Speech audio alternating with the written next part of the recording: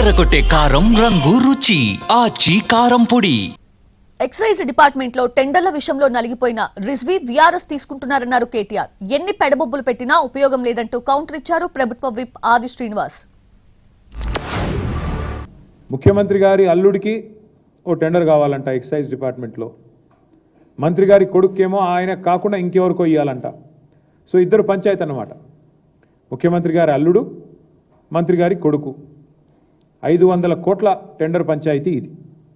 ఈ టెండర్ పంచాయతీలో మధ్యలో నలిగిపోయిన రిజ్వీ గారు ఇవాళ 10 సంవత్సరాల తన సర్వీస్ను వదులుకొని నాకు వద్దు ఈ దౌర్భాగ్య ప్రభుత్వం, ఈ దౌర్భాగ్య పరిస్థితి అని చెప్పి రాజీనామా చేసి వారు వాలంటరీ రిటైర్మెంట్ పెట్టుకొని తప్పుకునే పరిస్థితి వచ్చింది.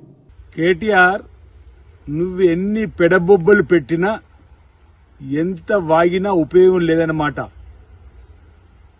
మా ముఖ్యమంత్రి పైన మీరు పిచ్చి కూతలు కూస్తున్నది ప్రజలంతా గమనిస్తున్నారు. పిచ్చి కూతలు కూసినంత మాత్రాన నువ్వు పెద్ద మొగోడివేం కాదన్నమాట ఈ సందర్భంగా చెబుతూ, మీ బతుకులు, మీ తండ్రి గారి పరిపాలన మీరు చేసినటువంటి బతుకులు ఇప్పటికే ప్రజలు గమనించిండ్రు.